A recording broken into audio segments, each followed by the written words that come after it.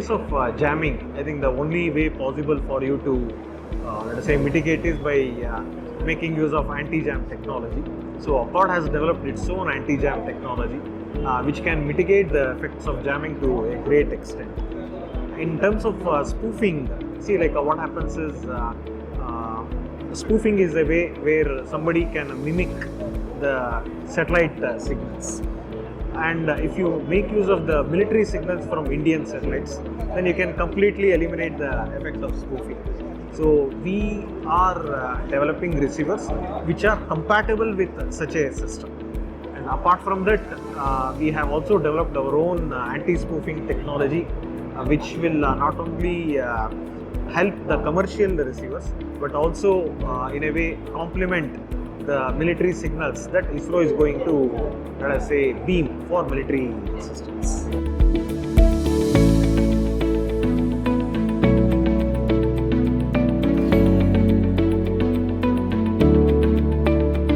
See, for example, we are working very closely with Indian Air Force in developing the GNSS receivers which are compatible with their existing INS systems. So we are working with IAF's OEMs in integrating our GNSS in their INS system.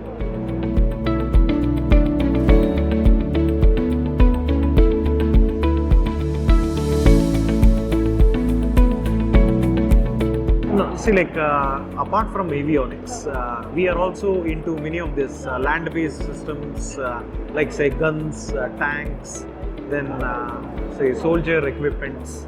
So we are into all these areas. Say we service Army, Navy, as well as Air Force, and also paramilitary forces, both in terms of navigation receivers as well as in terms of EW equipment. So we also supply EW equipment to tri-services in these areas.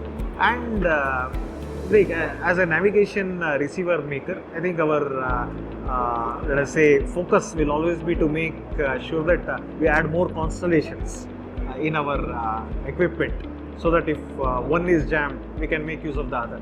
So our focus is in these areas.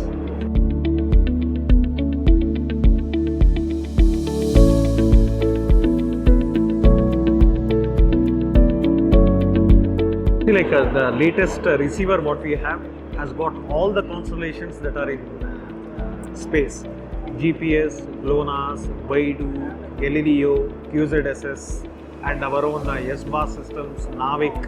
And these are all available now in our receivers in all the frequency bands where these satellites are beaming.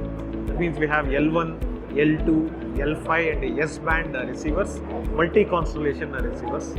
The receiver's capability is the best in the class, and we can benchmark it against any available GNSS receiver in the world.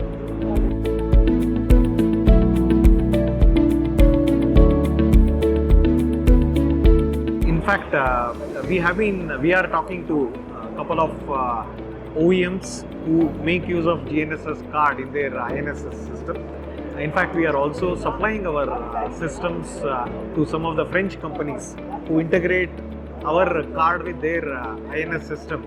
And yes, we are already exporting, and I would like to expand this further.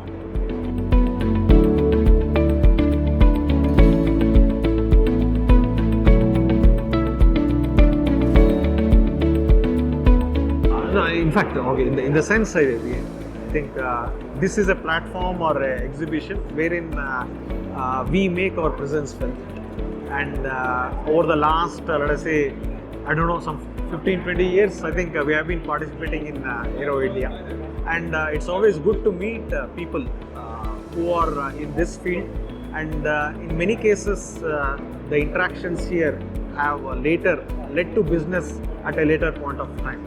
In that way, definitely, this has helped us over the last 20 years.